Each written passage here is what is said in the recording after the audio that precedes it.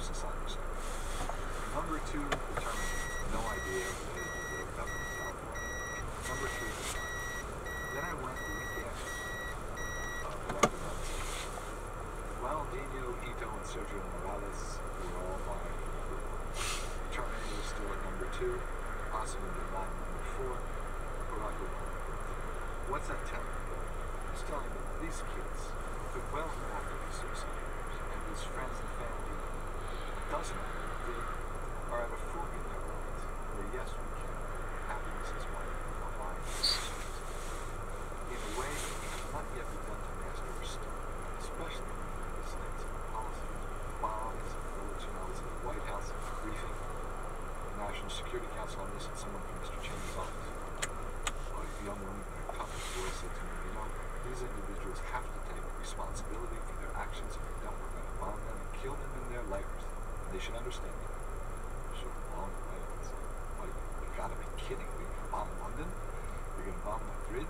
You've got to figure out a different way to move these young people. And then I was reminded of a speech Abraham gave during the Civil War, where he was talking about the Southern rebels as human beings just like me. And the women and the staunch feminists were upgraded him for speaking kindly of his enemies when they should have been only destroying them.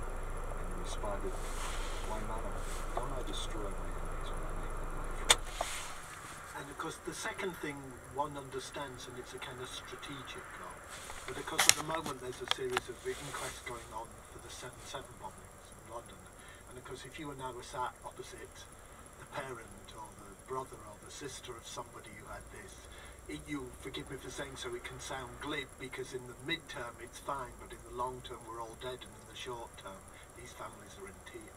That's right. And I do believe that police action is good and necessary to stop plots that are about to be hatched, and I think the fight against Al-Qaeda is still necessary, although wildly over-exaggerated and sold. There are only 100-year-old guys left, stuck mostly in caves on the Afghan-Pakistan frontier, hiding from predator drones.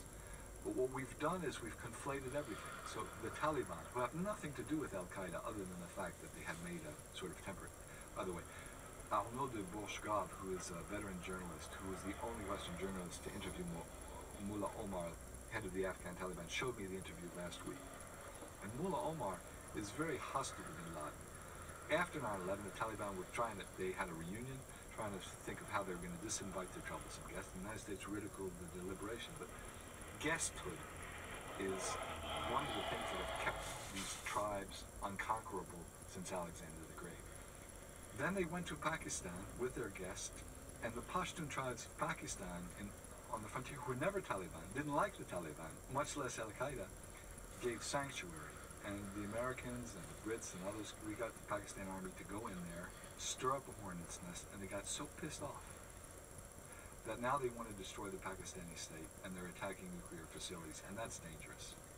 You mentioned Cheney, but it's perfectly reasonable to argue, because it's true that Obama is sending more drones into that part of Pakistan than Bush ever did.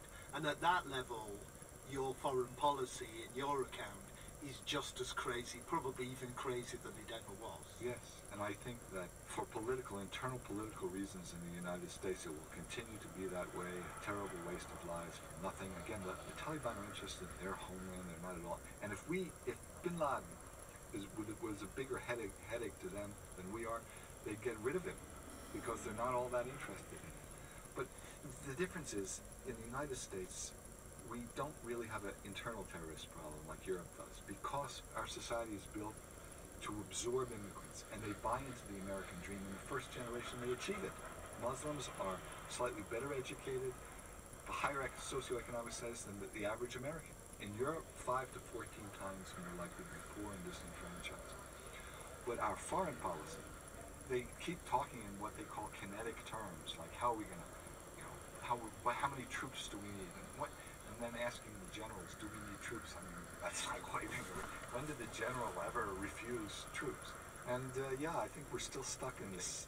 So, you're Obama. Yes. How do you sort out Afghanistan? Withdraw yesterday. get out, keep the Taliban on a long leash to make sure that they don't allow Al-Qaeda. There's no Al-Qaeda, by the way, in Afghanistan. Again, there are just a few left in Pakistan. And assure them that we would continue to be a headache if they kept them in. Knowing these guys, I don't think they'd let Al-Qaeda back in. I really don't. Stock Action. And that's all from this week's podcast. To hear more, tune into Nightwaves on BBC Radio 3 from Monday to Thursday at 9:15 p.m. Or do go to our website, bbc.co.uk/radio3/Nightwaves. And do join us for next week's Arts and Ideas podcast. For now, goodbye. This is a download from the BBC.